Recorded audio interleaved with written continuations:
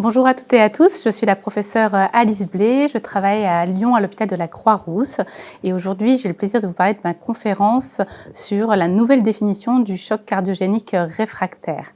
Alors pourquoi déjà définir le choc cardiogénique réfractaire? Pour plusieurs raisons.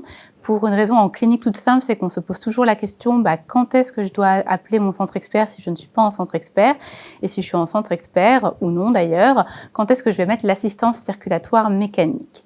Donc on est parti tout simplement de la classification existante de la SCAI qui commence avec le stade A, qui donc sont les patients à risque, le stade B ensuite les patients qui commencent à avoir un choc cardiogénique, le stade C qui est la forme classique finalement, D la détérioration, l'aggravation et E les patients extrêmes.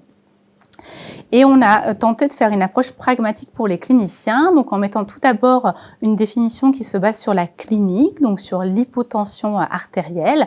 Et on a tenté de satisfaire à la fois les cardiologues en parlant de la pression systolique et les anesthésistes réanimateurs en parlant de la pression artérielle moyenne, pour que tout le monde s'y retrouve.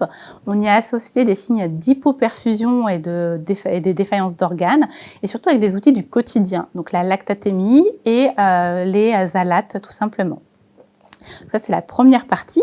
Dans la définition de ces stages, on a également ajouté une donnée très importante qui n'était pas préexistante dans les anciennes définitions, c'est l'évolution. L'évolution sous le traitement médical qui implique de réévaluer le traitement et donc de voir s'il y a une aggravation ou une amélioration ou une absence d'amélioration avec le traitement soit médical, soit mécanique, et ce qui est l'apparition de nouvelles défaillances d'organes.